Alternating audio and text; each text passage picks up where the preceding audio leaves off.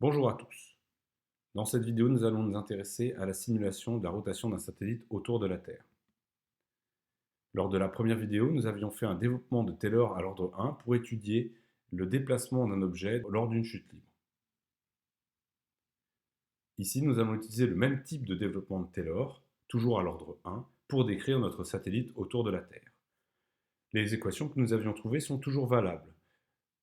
La coordonnée x à l'instant t plus delta t est obtenue à partir de la coordonnée x à l'instant t plus la vitesse selon x à l'instant t fois delta t. On peut faire la même chose selon y. Et on peut également faire ce développement de Taylor sur la vitesse. La vitesse selon x à l'instant t plus delta t est égale à la vitesse selon x à l'instant t plus a de x à l'instant t fois delta t. Cela donc reste vrai. Il va donc falloir déterminer dans ce cas différent du premier l'accélération selon x et l'accélération selon y. Pour déterminer ax et ay, il va falloir appliquer le principe fondamental de la dynamique. Somme des forces égale ma.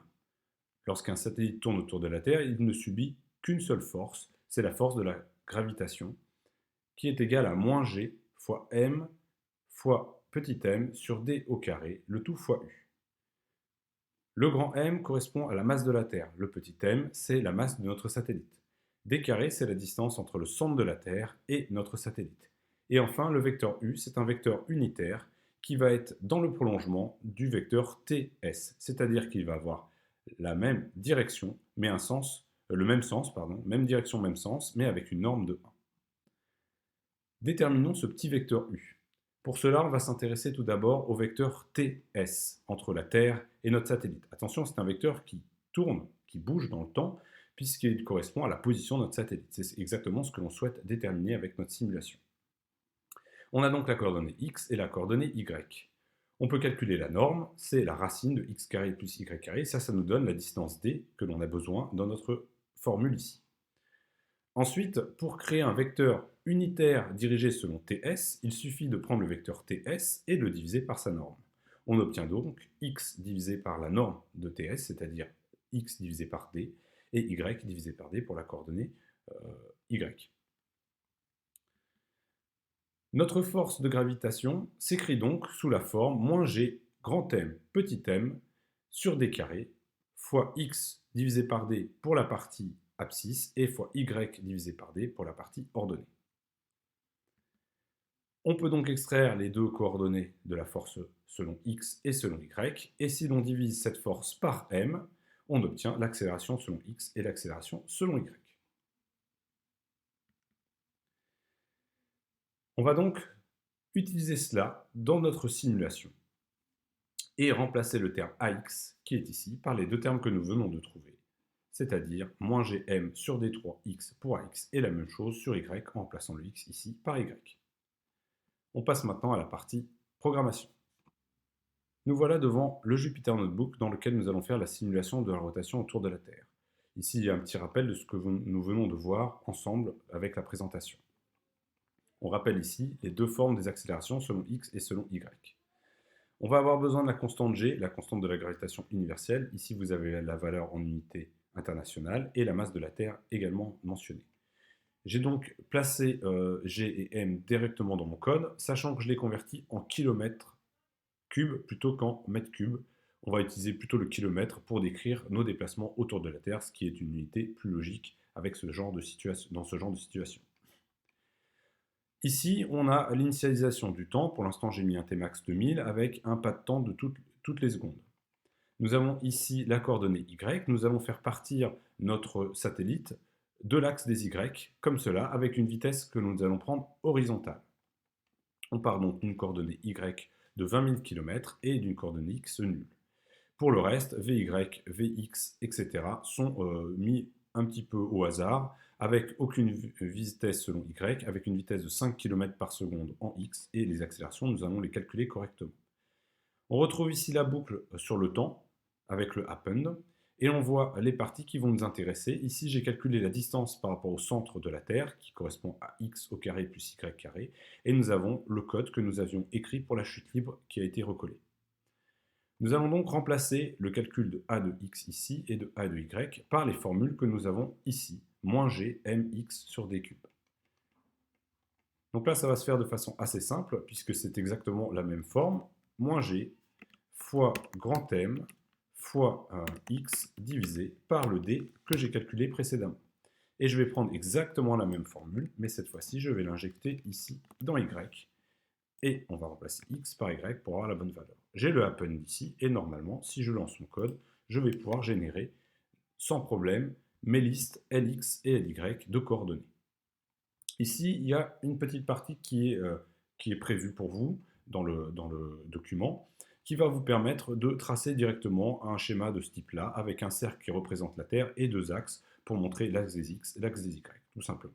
On peut ici changer les Xmax et les Ymax, Xmin et Ymin du canevas de notre graphique en dessous. Et ici, il y a tout ce qu'il faut pour dessiner les axes et la Terre.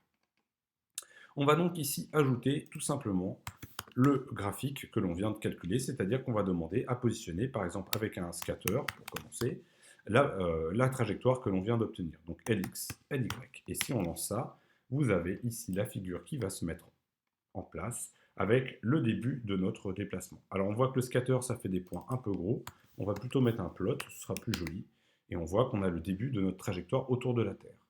Alors 100 secondes ou 1000 secondes, je ne me rappelle plus, c'est très peu, nous allons mettre beaucoup plus, c'est-à-dire par exemple, allez hop, 100 000 secondes, et on va voir ce qui se passe lorsque l'on fait ça. Donc on voit qu'on se met à tourner autour de la Terre et on suit une ellipse. Une ellipse, pourquoi? Puisqu'on a mis une vitesse un peu aléatoire, je ne l'ai pas mis trop grande, je ne l'ai pas mis trop forte. Là on voit qu'on tourne autour de la Terre. Si je mets une vitesse trop forte, je vais partir très loin et je vais faire quelque chose de très lointain avant de revenir sur la Terre. Si je mets une vitesse trop courte, essayons. Par exemple, là, j'avais mis 5 km par seconde. On peut très bien mettre une vitesse beaucoup plus faible, typiquement 2 km par seconde, pour voir ce que ça donne. On obtient quelque chose, boum, là, on a tapé dans la Terre. Alors, pour l'instant, j'ai rien qui m'empêche de taper dans la Terre, donc je tourne comme ça, autour du centre de la Terre. On va s'amuser à rajouter dans notre code un arrêt si jamais on tape dans la Terre. Donc pour cela, c'est très simple. Comme on calcule la distance par rapport au centre de la Terre, il suffit de vérifier dans notre boucle while que D reste supérieur au rayon de la Terre. Donc on va par exemple mettre grand R pour le rayon de la Terre, et il va falloir que j'indique quelque part le rayon de la Terre. Je vais plutôt le faire ici. Ici, ce sera R, le rayon de la Terre, 6500 km. 6500 km, on va l'écrire ici. Donc là, il va s'arrêter si jamais je ne suis pas supérieur à R. Alors, il y a un petit souci, c'est qu'au début, D n'est pas calculé. Donc, je risque de m'arrêter directement sans commencer ma boucle. Il faut donc que dès le début, je fasse le calcul de la distance. Donc, on va le faire ici. Voilà, je calcule la distance par rapport au centre de la Terre avec les valeurs que j'ai mis ici en entrée. Donc là, on lance, et là, vous allez voir maintenant, oups, bim, j'ai tapé la Terre, je suis mort. Voilà, donc on va juste mettre un petit peu notre satellite un petit peu en orbite. Donc on peut chercher comme ça à tâtons la vitesse qu'il faut mettre pour se mettre autour de la Terre, pour se mettre en orbite autour de la Terre. Donc là, vous voyez que là, je commence à avoir une orbite très grande, je vais très fort, hop, je pars, mais on imagine bien qu'on va revenir comme ça, et on va boucler, d'ailleurs on va le vérifier, on va rajouter plus de temps, on va faire avancer plus de temps, par exemple 2 fois plus de pas de temps, et si je fais ça, on voit, alors ça met plus de temps naturellement, on voit que, ah non, je suis arrivé juste là, donc il faut rajouter vraiment plus de pas de temps. Donc revenons, soyons généreux, ça prend de plus en plus de temps. Et voilà, on a une ellipse autour de la Terre. Ok, alors maintenant on va essayer de trouver un peu à tâtons une vitesse pour laquelle on aurait quelque chose qui serait circulaire, une vitesse qui nous permettrait de faire une rotation circulaire autour de la Terre. Donc on va le faire à tâtons, on verra dans une deuxième vidéo comment le faire par calcul avec les lois de Kepler. Donc là on va le faire à tâtons, on voit que là on va beaucoup trop vite. Tout à l'heure j'avais mis 5, c'était bien mieux. On va revenir sur 5 km par seconde initiale, c'est bien mieux. On va partir de ça. Et pour essayer de trouver une orbite circulaire, on va s'intéresser à la distance, à l'évolution de la distance par rapport au temps. Donc là, ce que je pourrais tracer, rajouter un plot ici, le plot, ce serait par exemple de me tracer le temps, c'est ma liste T, et je vais tracer LD, la distance. Mais il faut d'abord que je crée une liste LD et que je stocke dedans les valeurs de distance. Donc je vais créer LD égale une liste vide, et à chaque fois que je vais faire une boucle, je vais rajouter LD append, et on va rajouter notre distance D. Et si je trace maintenant ce graphique, on va faire un plotter.show. Alors là, ça ne va pas parce que j'ai oublié d'écrire plot ici. Hop, on voit la distance au cours du temps. Et on voit qu'on oscille entre 20 000 km de distance à quelque chose autour de 34 000. Alors on peut changer la distance, la vitesse initiale pour essayer de faire que on oscille de moins en moins. Donc par exemple, je vais essayer de mettre 4 km par seconde et on va voir que sa distance diminue. Donc là voilà, on oscille avec quelque chose de beaucoup plus petit, entre 14 000 et 20 000. On voit qu'on est encore trop fort et que notre rotation ici, elle passe trop près. Donc là, il faudrait peut-être réaugmenter la vitesse pour passer un peu plus loin. Donc on va réessayer un tout petit dernier essai. Et après, j'arrêterai cette vidéo à ce moment-là. 1.3 par exemple. Hop, hop, hop. Et on commence à avoir quelque chose de plus en plus circulaire avec, ici, je ne l'ai pas généré, on va y aller, avec quelque chose qui oscille de moins en moins. On peut chercher de façon totalement empirique la valeur qu'il faut mettre ici pour obtenir une orbite circulaire.